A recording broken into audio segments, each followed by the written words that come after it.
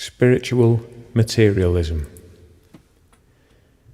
We have come here to learn about spirituality. I trust the genuine quality of this search, but we must question its nature. The problem is that ego can convert anything to its own use, even spirituality. Ego is constantly attempting to acquire and apply the teachings of spirituality for its own benefit. The teachings are treated as an external thing, external to me, a philosophy which we try to imitate.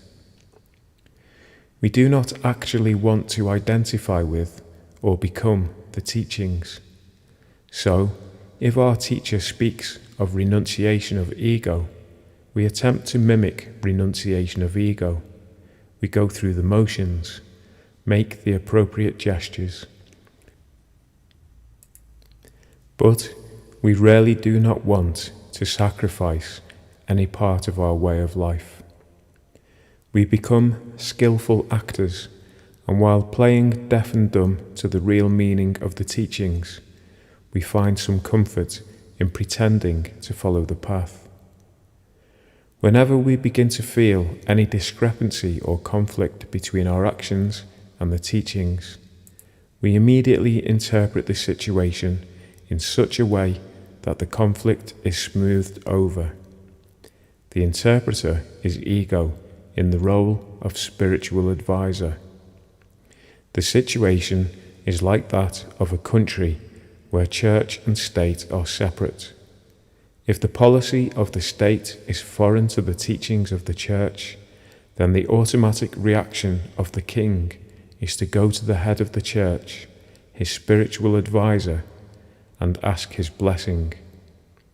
The head of the church then works out some justification and gives the policy his blessing under the pretense that the king is the protector of the faith. In an individual's mind, it works out very neatly that way, ego being both king and head of the church. This rationalization of the spiritual path and one's actions must be cut through if true spirituality is to be realized. However, such rationalizing is not easy to deal with, because everything is seen through the filter of ego's philosophy and logic, making all appear neat, precise, and very logical. We attempt to find a self-justifying answer for every question. In order to reassure ourselves, we work to fit into our intellectual scheme every aspect of our lives which might be confusing. And our effort is so serious and solemn, so straightforward and sincere, that it is difficult to be suspicious of it. We always trust the integrity of our spiritual advisor. It does not matter what we use to achieve self-justification.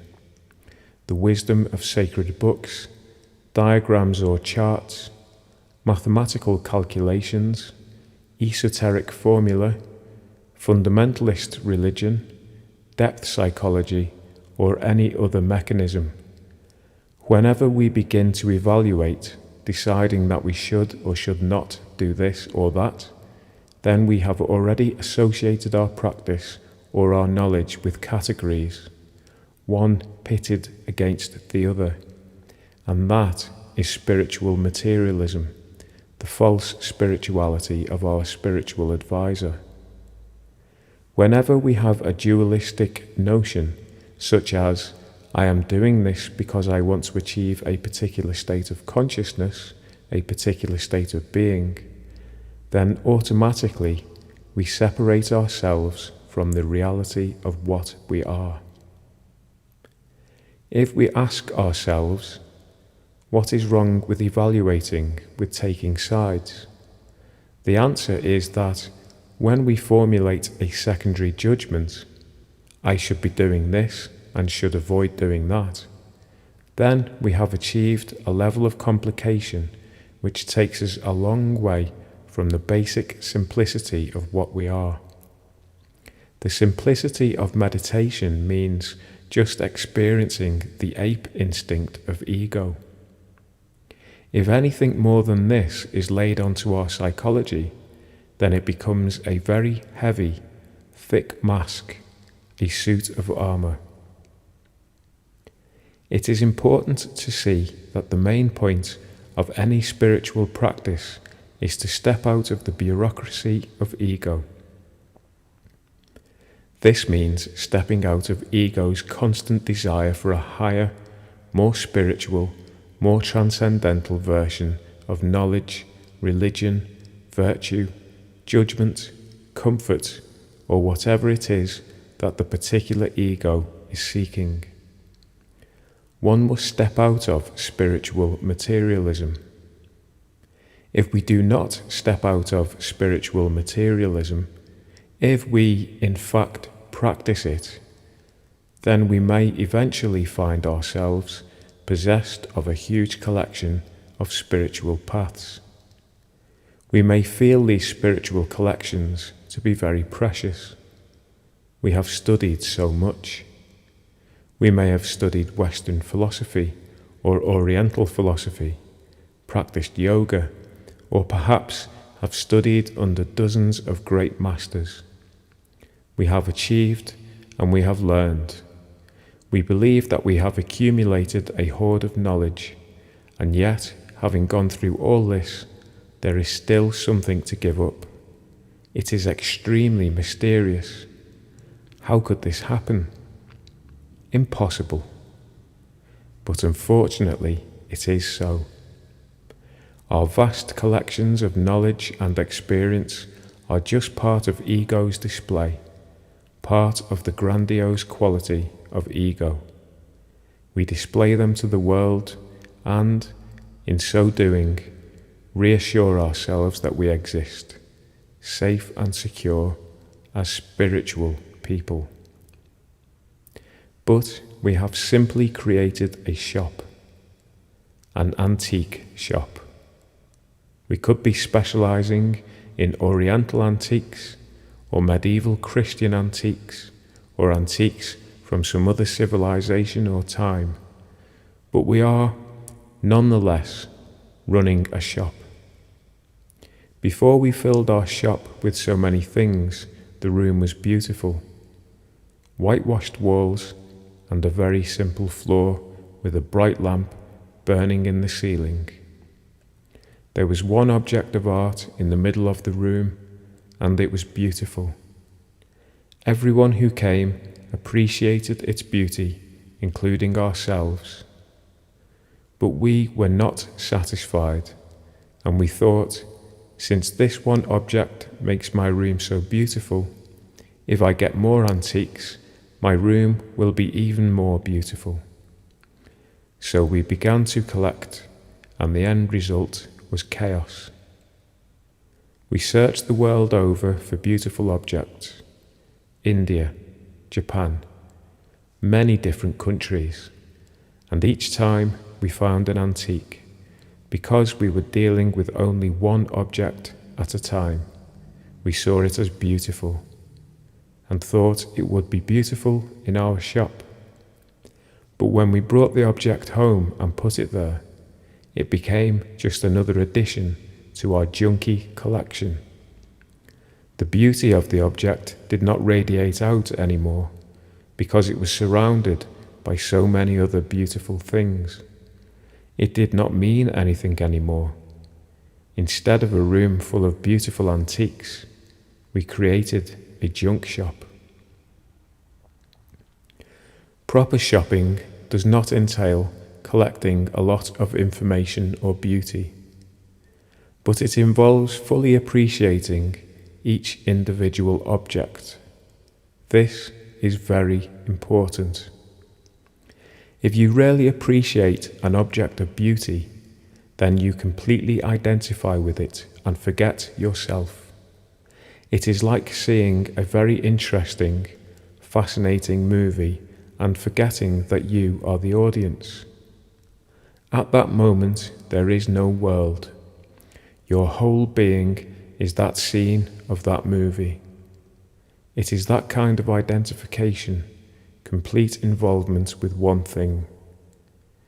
Did we actually taste it and chew it and swallow it properly? That one object of beauty, that one spiritual teaching? Or did we merely regard it as a part of our vast and growing collection? I place so much emphasis on this point because I know that all of us have come to the teachings and practice of meditation not to make a lot of money, but because we genuinely want to learn, want to develop ourselves. But if we regard knowledge as an antique, as ancient wisdom to be collected, then we are on the wrong path. As far as the lineage of teachers is concerned, knowledge is not handed down like an antique. Rather, one teacher experiences the truth of the teachings and he hands it down as inspiration to his student. That inspiration awakens the student as his teacher was awakened before him. Then the student hands down the teachings to another student, and so the process goes. The teachings are always up to date. They are not ancient wisdom, an old legend. The teachings are not passed along as information, handed down as a grandfather tells traditional folk tales to his grandchildren. It does not work that way. It is a real experience. There is a saying in the Tibetan scriptures, knowledge must be burned, hammered, and beaten like pure gold. Then one can wear it as an ornament. So when you receive spiritual instruction from the hands of another, you do not take it uncritically, but you burn it, you hammer it, you beat it until the bright, dignified colour of gold appears. Then you craft it into an ornament, whatever design you like, and you put it on. Therefore, Dharma is applicable to every age, to every person. It has a living quality. It is not enough to imitate your master or guru. You are not trying to become a replica of your teacher. The teachings are an individual, personal experience, right down to the present holder of the doctrine. Perhaps many of my readers are familiar with the stories of Naropa and Tilopa and Marpa and Milarepa and Gampopa and other teachers of the Kagyu lineage. It was a living experience for them, and it is a living experience for the present holders of the lineage. Only the details of their life situations are different. The teachings have the quality of warm, fresh, baked bread. The bread is still warm and hot and fresh. Each baker must apply the general knowledge of how to make bread to his particular dough and oven. Then he must personally experience the freshness of this bread and must cut it fresh and eat it warm. He must make the teachings his own and then must practice them. It is a very living process. There is no deception in terms of collecting knowledge. We must work with our individual experiences. When we become confused, we cannot turn back to our collection of knowledge and try to find some confirmation or consolation. The teaching and the whole teaching is on my side. The spiritual path does not go that way. It is a lonely, individual path.